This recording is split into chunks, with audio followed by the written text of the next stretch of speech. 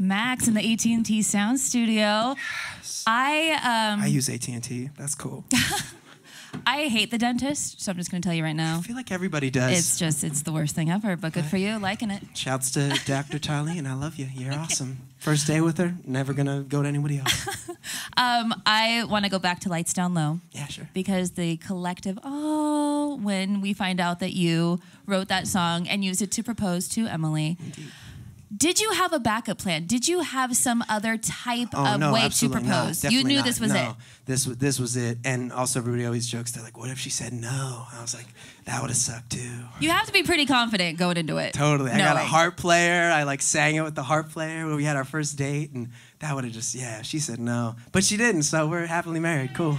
That's awesome. Yay. But that's a lot of pressure too for every big moment. Are you gonna write her? No, new song? I always tell the story about it was her birthday last year, and I got her this Bob's Burgers backpack, and I had her pick it up, and I've never lived it down since. She's like, you made me pick up my own birthday present, and it was like a full free thing because it was like a cool backpack. I was like, I thought you'd like it, but no. Sometimes we all screw up all the time, so. I'm planning out her birthday trip right now. It's got to be special. I mean, it's going to be epic compared to this song. It can't be the song or the birthday backpack. Can't be that. Did either of you think that maybe we won't release this song? It's so personal. Did you ever think, we'll just keep this between us? You know, I just, when I wrote it, I definitely didn't think about it, in sort of the ear of the listener. I just wanted to write something for her, and it was really beautiful that we've gotten to share it in this way.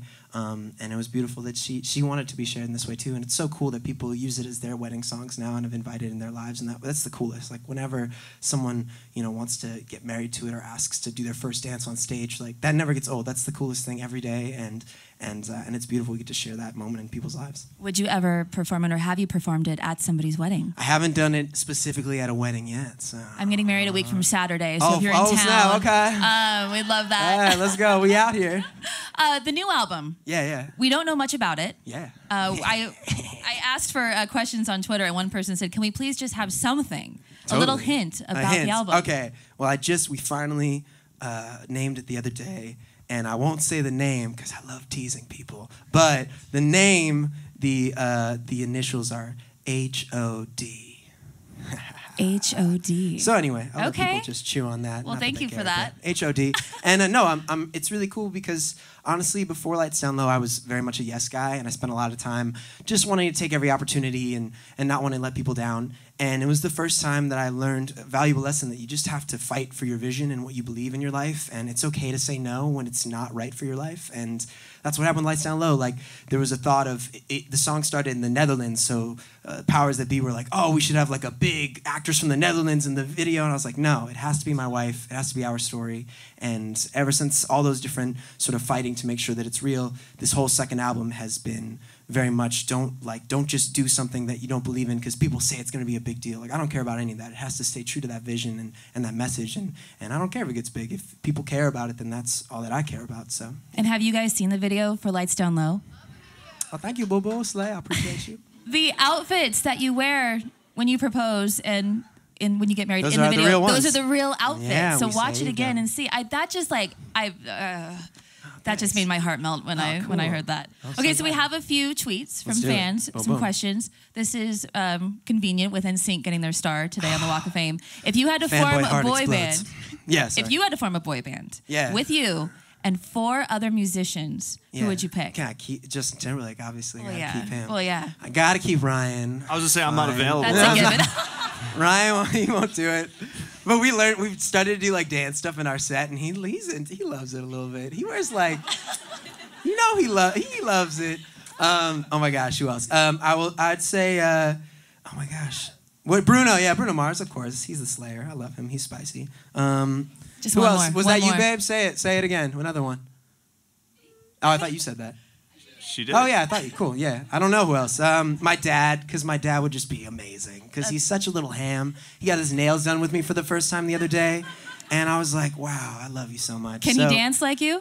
He definitely can't dance, but he dances in his own way. That's the only way to dance. He wants to be in every video, and he acts like he doesn't. We came in when we did Ryan Seacrest's show a while back, and my dad was like, oh, I just want to come. And then he was on the air. He was like, hey, what's up, guys? How we doing? I was like, Dad, you little monster. So yeah, and then maybe my dog. I didn't really prepare for this question, but I feel like if my dog were in it too, Wink, that'd be tight. So. I just met Wink. That's right. Adorable. No, you didn't. He's not in this building. Oh no, that's right. Yeah, there's no dogs allowed in this building. Okay, so sorry. So anyway, continue. Favorite song to perform while on tour? My favorite song to perform. That's always Lights Down Low is always really special. I would say there's the song called Savage that we do a lot, and it's always fun to see just people like letting their most savage sides come out. Like I've seen like 80-year-old women just like living their best life to this like sort of like kind of dubstep electronic song. So that's always cool to see when people become savages. So between that and Lights Down Low, you never know what you're gonna get. All right. Your biggest fear? My biggest fear. I'm pretty neurotic, so I got a lot of fears. I would say. Honestly, it's like, we talk about this a lot, but like, I love doing music, but my biggest fear is one day losing myself and not like taking care of my family and being like present. And my wife and I talk about that a lot. So making sure that I spend time with people I love, never letting that go, and just making sure that I stay present, I guess. Awesome. Or spiders, that too. I thought you were going to say chipping your tooth on the microphone. No. Oh yeah, I chip my teeth on microphones a lot. Dentist, what's up? Hey. Well, that was actually, we had a question from the audience. What's the craziest thing that happened to you on stage? Ooh, on stage. Well, I'm a bit of a monkey, and I just like kind of lose myself. And I was doing a show in New York, and I climbed to the balcony. I like did that move, and I was like, oh, I feel like I'm top of the world. And then like now I've learned from this, but like when you're coming down, you want to look like a rock star, not like, oh, I gotta be cautious. Let me put my so I'm like moving, and I slip off the balcony, and yes, it was scary. And then our man Joel, who I call my father, son, he's a beautiful man, and he just caught me, and it was very angelic. And he was right there. There's a video where I like fall in, and he just catches me. And yeah, I don't know what could have happened. How did he know? He just is always there in my spirit. Joel. Okay. He's here with us right now. He's not here, but he's here. He died on the. No, yeah, but that was definitely pretty scary. He's with us at all. Oh my gosh. Anyway, so yeah. And then there was one more question from the audience earlier. What was your question again? Oh, yes. I used to never have an answer to this, but I do now. So we were in Manila in the Philippines for the first time a little over a year ago. And I got back from the shows. The first time ever I've had round-the-clock security. I had this big Filipino guy that anytime I left my room, he would hear me somehow and like just be out like a minute later. I didn't tell him. He would just hear. I don't know. It was an amazing skill. So anyway, I get back from the show, and I'm FaceTiming Emily, and I look up at my bathroom mirror, and there's handwritten Sharpie on my bathroom mirror, and my heart sinks, and I'm like, oh my God. And so I go up to it with Emily, and it's literally like murder style, like, hey, what's up, Max? If you want to see how we party, come to the 4th floor lobby. No. First drink on us. And I was like, oh no, who told them they should do this? So I freak out. I'm like, maybe I'm freaking out too much. Ryan comes in the room. He's like, this is the craziest thing I've ever seen. We got to go. So we're in a foreign country. I apparently have a security guy. We call the front desk, thinking any place here any hotel ever, if I were like, yo, I'm a Motel 69, yo, someone broke in my room, they would probably be like, oh, we should call the police or something. Nope, they were just like, oh, sorry about that, and then they hung up. They hung up, and we were like, what do we do now? Like, do we leave? So we didn't leave, and I come to find out that it was somebody who worked at the hotel who asked the manager, they're like, oh, I'm a fan of Max. Like, you think I could do this? That would be a good idea. And the manager said, yes, that sounds like a great idea.